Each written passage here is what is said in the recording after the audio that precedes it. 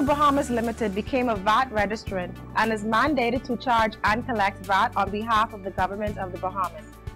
Effective January 1st, 2015, VAT will be added at a rate of 7.5% on all your rev services. As a result, VAT will be included on all your statements beginning January 2015, and you will be required to pay your bill in full inclusive of the VAT. To learn more about the inclusion of VAT on your rev services, visit cablebahamas.com/VAT. A police officer charged in the magistrate's court with child porn. The PLP Council determines Fort Charlotte MP Dr. Andre Rollins will not be suspended from the party. The Parliamentary Registration Department beefing up security after a recent voter's card theft. And a multi-million-dollar Maritime Academy expected to create thousands of jobs. We've got those stories and more coming up tonight. I'm Dana Smith, and NV12 starts right now.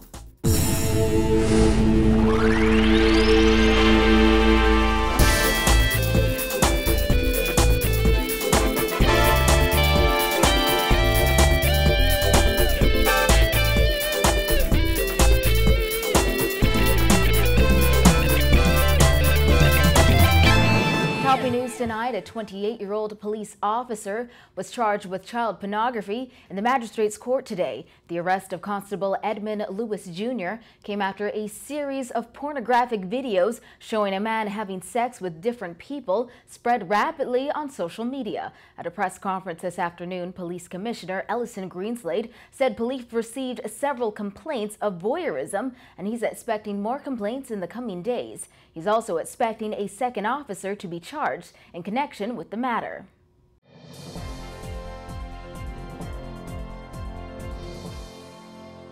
Edmund Lewis Jr., flanked by his fellow police officers, was led into the magistrate's court in handcuffs. The 28-year-old police constable was charged with one count of child pornography. It is alleged that sometime between July 2014 and January 21, 2015, he produced child porn. Lewis was not required to enter a plea to the charge and was remanded to Her Majesty's prison until March 9th, when the prosecution plans to proceed by way of a voluntary bill of indictment. He was represented in court by Yolanda Roll. In court, Chief Magistrate Joanne Ferguson Pratt asked Lewis if he was a serving police officer, to which he said yes. She told Lewis she hopes he's embarrassed, adding that he's from an esteemed organization. As the cuffs were placed back on Lewis, he hung his head and his eyes filled with tears. Less than an hour before his arraignment, Police Commissioner Ellison Greenslade told reporters the force had received several complaints of voyeurism, sexually explicit publications in cyberspace. The force also received formal complaints, which resulted in Lewis's arrest, and Greenslade says police are expecting to see more. We have received so far a number of complaints. We suspect, based on the conversations that we've been having, that is detectives with the wider public, we expect to see far more complaints.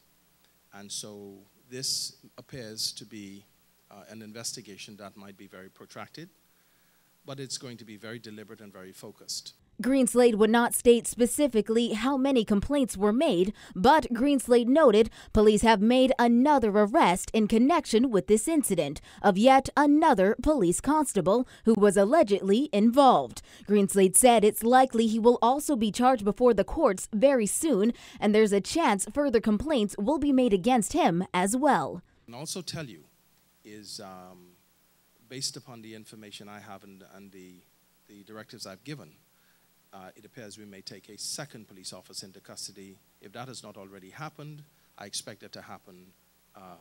I'm getting a nod that indicates that that second officer, an adult male, is also in custody and will, in all probability, likewise be charged before the criminal courts. If I'm not able to proffer, if we're not able to proffer the second charges or the charges against the second officer this afternoon, certainly it will be forthcoming very, very soon. Greenslade sent out a call to anyone involved in any of the alleged incidents to come forward, promising the greatest protection of confidentiality. To please be forthcoming. We know that there are many, many persons out there that are very, very aggrieved, very disturbed, and might be uncertain as to how to proceed. We are going to offer the greatest measure of confidentiality. The police commissioner also warned sharing explicit photos or videos without the consent of the participants in question can also get you in trouble with the law. If somebody were to send it to you and you determine this is a problem, I'm not going to send this on to anyone else, and I'm going to flash up that this is a problem, you're fine. But if you determine that you're going to further broadcast, then you are complicit. And that is an excellent question, because for the wider public, this business of WhatsApp and everybody sending a WhatsApp with a photo attached, or sending your link to YouTube, that gets really, really tricky. For Charlotte MP, Dr. Andre Rollins got off scot-free last night after the Leadership Council of the Progressive Liberal Party decided that he should not be punished for his scathing remarks about Prime Minister Perry Christie, although the disciplinary committee had already recommended that he be suspended. Christie stood in the gap for Rollins and said the matter should rest. Kyle Joaquin tells us more. Despite the disciplinary committee of the PLP recommending that Dr. Andre Rollins be suspended for no less than 6 months, the Leadership Council of the PLP decided tonight that there will be no suspension for Dr. Andre Rollins. This means that as of tonight, 4th Charlotte MP Dr. Andre Rollins is a member of good standing within the PLP. All is now well with Rollins and the PLP. This after the party's Leadership Council, led by Prime Minister Christie, decided that the matter regarding him should rest and be no more. Hit after hit, Rollins lashed out at the party's leader in the House of Assembly last year over several matters, even to the point where Deputy Prime Minister Brave Davis had to let Rollins know that he had gone too far. Well, last night the PLP put the matter behind them as Christie took to the floor and recommended that the PLP move on. Christie said the PLP has always demonstrated a level of maturity and understanding, as he himself was once denied a nomination, then invited back into the fold, made a cabinet minister, and eventually made him the leader of the party. But with respect to Brother Rollins, the Progressive Liberal Party, for acts related to me, must not make a decision to suspend him. I invited the council in unprecedented numbers here this evening, people who'd flown in from different islands, and they unanimously accepted my recommendation, and the matter is history. Christie said although the party forgave Rollins, it won't allow flagrant breaches of party policy. Christie, however, reminded members of the council that the party operates on a revolving door, and the decision now lies with Rollins as to the role he will play in the PLP here on in. It is therefore entirely up to Mr. Rollins to define who he is, what he is, whether he supports the Progressive Liberal Party, and how he supports the Progressive Liberal Party. We are going to move on as a government.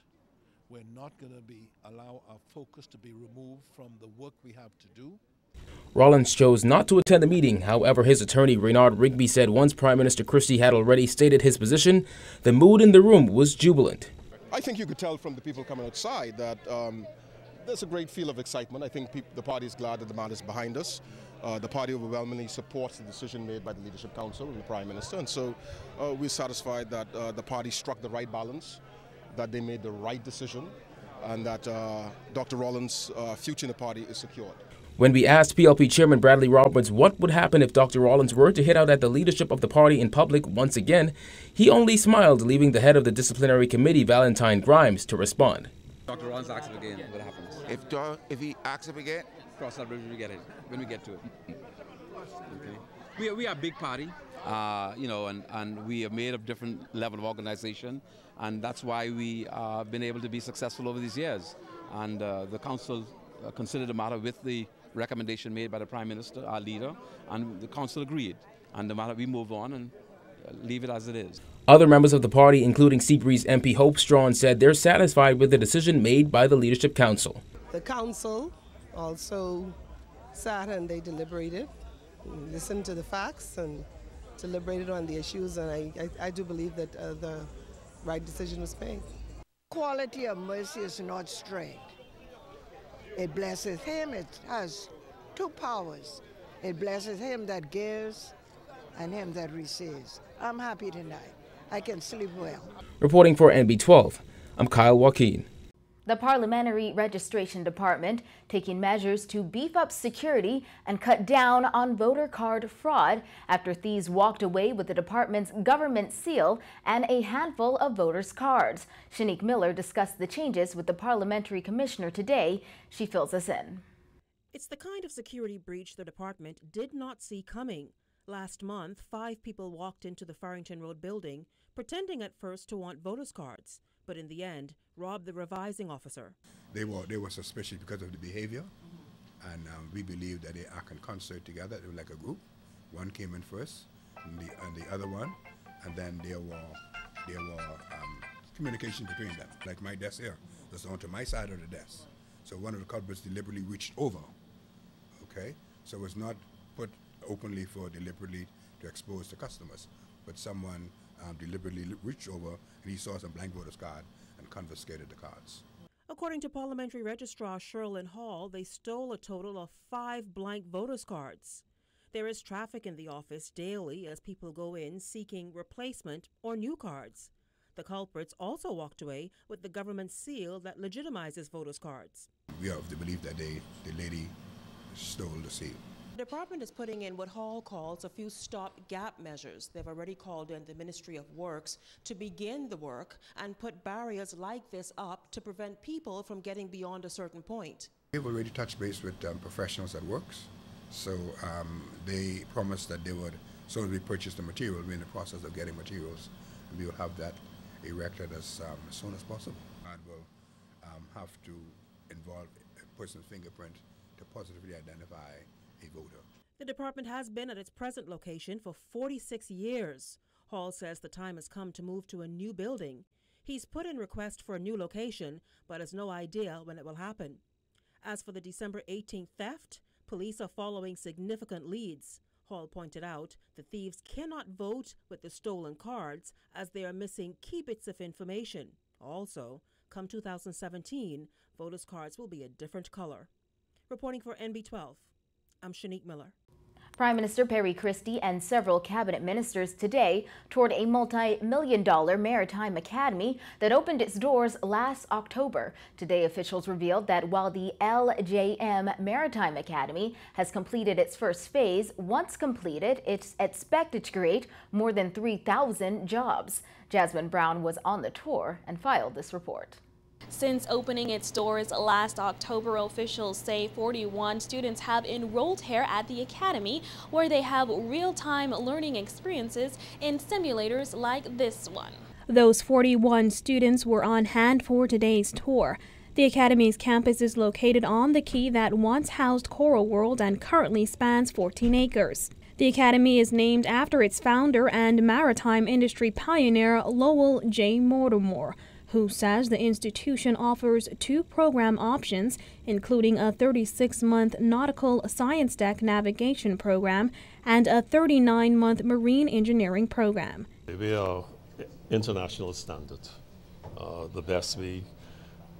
This school, we wanted to be the premier maritime academy worldwide. When and if we are able to expand, we hope to attract students from internationally. Mortimer added that construction of the school will be broken down into 3 phases for a total cost of $45 million. Once completed, he says they hope to have a $6.26 million residential campus, maritime museum, and on-site restaurant. We'd also hope to open a restaurant which would complement the museum and attract tourism. We hope to collaborate with Ministry of Tourism as well. And we hope to do some training for the Defense Force, fire safety drill for the hotels, the cruise ships that come into the harbor. Instead of going someplace else to get their fire safety drill, they'll be able to offer that. So far, $30 million has been spent on the project. Government officials toured the recently completed first phase today that included a simulator building, classrooms, workshops, sick bay, engine room, library, and laboratories. Minister for Transport and Aviation Glenys Hannah Martin says the school will be integral in helping develop the maritime industry. This is a really exciting activity that's happening over here, and I think it's going to create a new pillar for our economy. It's going to stimulate new desires in our people and our young people, and it's going to open new horizons for the Bahamian people. Prime Minister Perry Christie says he is pleased the project has gotten off the ground and pledged support from the government through possible concessions. I really have to assess the extent to which the government ought to be jointly involved in this exercise and giving this institute the support that it should have because of the real role it's playing in the development of our country. So I think that's an important step going forward. Now, the Academy's first cohort of cadets is comprised of high school graduates from New Providence, Grand Bahama, Abaco, Andros, and Eleuthera. Mortimer says the Academy is the second of its kind in the region, and once completed, he hopes it will be the premier maritime school in the Caribbean. Reporting for NB12, I'm Jasmine Brown.